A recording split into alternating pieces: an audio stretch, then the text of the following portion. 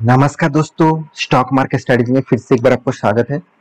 तो आज यहाँ पे मैं बात करूंगा टाटा ग्रुप के साथ जुड़े हुए एक कंपनीज के बारे में। देखिए, टाटा ग्रुप के नाम लेते ही सबके सबके मन में टीसीएस जैसे कंपनी, टाइटन जैसे कंपनी, साथ ही साथ टाटा केमिकल्स जैसे कंपनी, टाटा पावर जैसे कंपनी, तो इस तरीके से कंपनी का नाम आ जाता है। सेम टू सेम और एक कंपनी का नाम भी आपके मन में आ ही जाता है, वो है टाटा स्टील। क्योंकि स्टील इंडस्ट्रीज करीबन करीबन 100 साल से भी पुराना कंपनी बन चुके हैं टाटा ग्रुप के। और steel industries sir Jamshed ji ने ही स्टार्ट किया था और आज तक कंपनी अच्छा खासा परफॉर्मेंस कर रहा है और इंडिया के second largest steel industries company बन चुके हैं।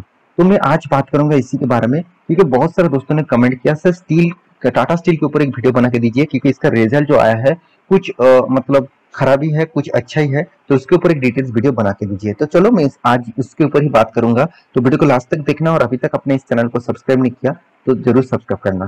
तो चलो, तो टाटा स्टील जैसे कंपनी टाटा ग्रुप की एक शानदार कंपनी है। साथ ही साथ टाटा ग्रुप को एक मतलब रिप्रेजेंट करते हैं स्टील इंडस्ट्रीज में और एक मतलब वर्ल्ड के एक अच्छे खासे बिजनेस के हिसाब से। तो टाटा ग्रुप के इस कंपनी के बारे में डिस्कस तो करूंगा। तो सबसे पहले मैं कंपनी के चार्ट पैटर्न के ऊपर जाना चाहूंगा। तो कंपनी के चार्ट पैटर्न आप देखेंगे तो टाटा ग्रुप ने मतलब टाटा स्टील ने जब से स्टार्ट हुआ, चलो मैं स्टार्ट मतलब 2009 से आपको दिखा रहा हूँ, यहाँ पे टाइम से पीरियड है। तो देखिए कंपनी के ऊपर कितना वॉल्यूम है। मतलब स्टील इंडस्ट्रीज एक देखा जाए तो एक कमोडिटी सेगमेंट के साथ जुड़े हुए हैं।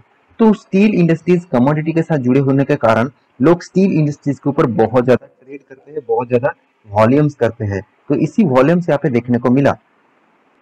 तो देखिए कंपनी जब स्टार्ट हुआ था मतलब स्टार्ट मतलब 2019 से यहाँ पे पीरियड में दिखाऊंगा।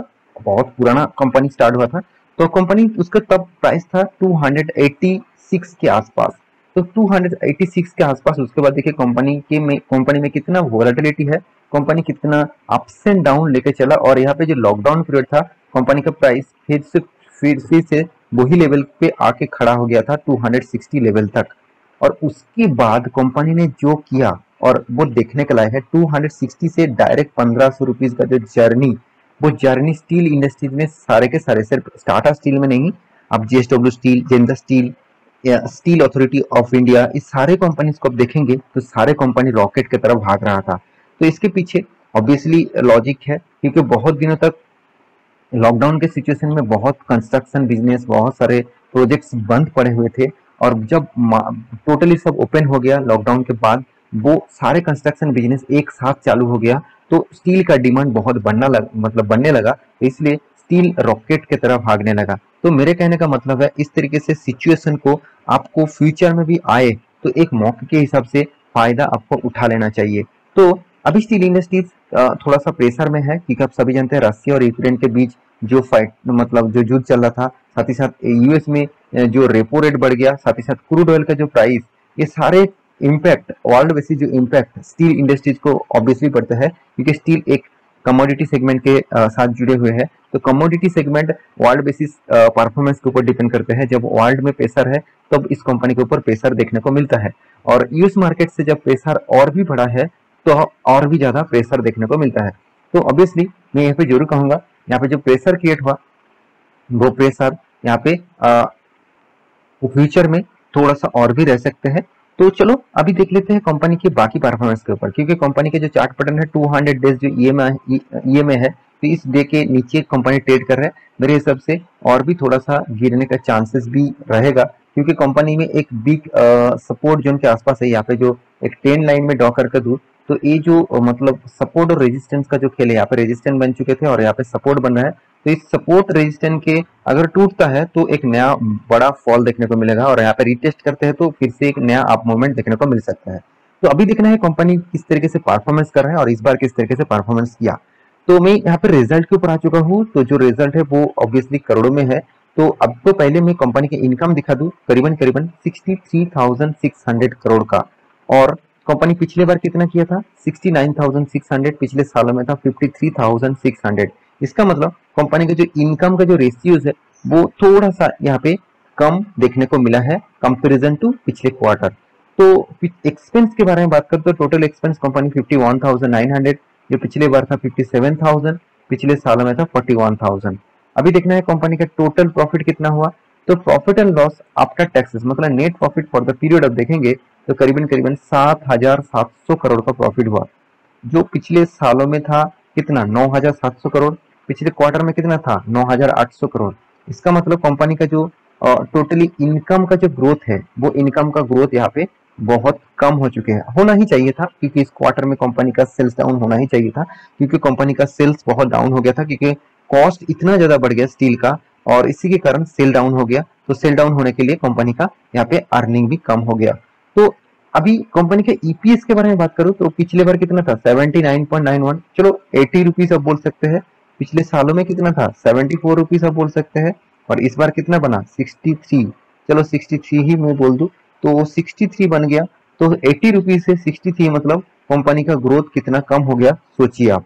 तो मेरे कहने का मतलब है कोई भी कंपनी के ऊपर निवेश कर रहे हैं तो उसके ऊपर जानकारी आपको हर क्वार्टर में हर सालों का रिजल्ट के ऊपर आपको देखना चाहिए। अगर इस कंपनी का मैं रिजल्ट दिखा दूं तो आप देखेंगे तो साल भर की बात करूं तो मैं कंटिन्यूअसली इस कंपनी ने प्रॉफिट नहीं किया। कंपनी देखा जाए तो 2013 में, 2015 में, 2016 में, 2017 में यहाँ पे कंपनी ने क्या किया लॉसेस करता रहा। तो कंपनी ने अभी इस तरीके से लॉसेस यहाँ पे करता रहा और उसके बाद कंपनी कंटिन्यूअसली यहाँ पे प्रॉफिट को मेंटेन कर रहा है। तो अभी देखा जाए तो कंपनी साल भर की जो परफॉर्मेंस है अच्छा खासा परफॉर्मेंस हुआ। और क्वार्टर भर की अब देखेंगे तो इस बार कंपनी ने प्रॉफिट को यहाँ पे कम किया, जो पिछले बार ज्यादा था। पिछले क्वार्टर में कुछ क्वार्टर्स में कंपनी का प्रॉफिट ज्यादा था। तो अभी क्या कंपनी खराब हो गया? बिल्कुल भी नहीं। इंडिया के सेकंड लार्जेस्ट कंपनी है, मैं पहले आपको बता चुका हूँ। 1,17,000 करोड़ से भी ज्यादा इसका मार्केट कैप है और कंपनी के हर पैरामीटर आपको पॉजिटिव दिखेगा और पी रेशियो देखिए एकदम रिजनेबल प्राइस में है। और टाटा स्टील के ऊपर में एक वीडियो भी आपको बना के दिया। तो कंपनी स्प्लिट एंड बोनस यहाँ पे बोनस देने वाला है। तो ऑब्वियसली आप देखेंगे तो कंपनी का जो बैलेंस शीट है वहाँ पे कॉर्पोरेट एक्शन में जाएंगे तो कंपनी का जो स्प्लिट के ऑप्शन में जाएंगे तो देखिए 1:10 रेशियो का स्प्लिट यहाँ पे 28 जुलाई मतलब कंपनी स्प्लिट मतलब आज के दिन ही कर चुके हैं। तो आप देख सकते हैं कंपनी का अभी परफॉर्मेंस किस तरीके से हो रहा है। तो मेरे हिसाब से सस्ते में इस कंपनी का प्राइस मिला है तो आपको इस मौके को फायदा ऑब्वियसली उठाना चाहिए, क्योंकि स्टील इंडस्ट्रीज फ्यूचर में और भी ग्रोथ करने वाले हैं। क्योंकि इंडिया में स्टील इंडस्ट्रीज के बहुत ज्यादा डिमांड है और स्टील इंडस्ट्रीज फ्यूचर में और भी ग्रोथ करेगा। तो कितना ग्रोथ करेगा वो आपको बाद में ही देखने को मिलेगा, क्योंकि इंस्टीट्यूशन जो है जैसे एफआईएस के पास कितना 21% होल्डिंग है, डीएस के पास कितना 30% होल्डिंग है और गवर्नमेंट के पास भी छोटा मोटा होल्डिंग है और पब्लिक के पास 25% होल्डिंग है और प्रोमोटर के पास कितना 33.92% होल्डिंग है। तो ओवरऑल बात करूं हर किसी के पास इस कंपनी की हिस्सेदारी है। तो इस कंपनी के ऊपर आपको फोकस रखना ही होगा, इस कंपनी के ऊपर आपको स्टडी करना ही होगा।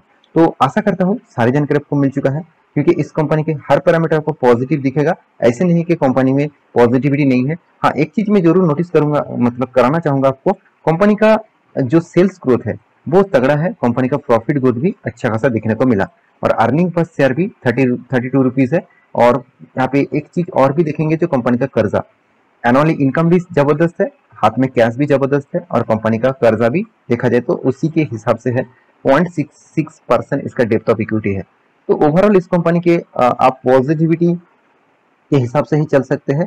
कंपनी की जो परफॉर्मेंस लॉन्ग टर्म के देखेंगे तो बहुत ज्यादा वोलेटिलिटी है, क्योंकि कमोडिटी सेगमेंट में जो बहुत ज्यादा वोलेटिलिटी होते हैं, इस कंपनी के ऊपर भी बहुत ज्यादा वोलेटिलिटी है। तो फिर भी आपको इस कंपनी में सस्ते से सस्ते दामों में मिल रहा है तो इसका फायदा आप उठा सकते हैं। तो आशा करता हूँ सारा जानकारी आपको मिल चुका है। मेरी इस वीडियो आपको कैसे लगा जरूर कमेंट करना और इसी तरीके से वीडियो पाने के लिए चैनल को सब्सक्राइब भी करना। मिलते हैं नेक्स्ट स्टॉक लेके, तब तक के लिए अच्छे से रहिए, अपने ख्याल रखिए, बाय बाय।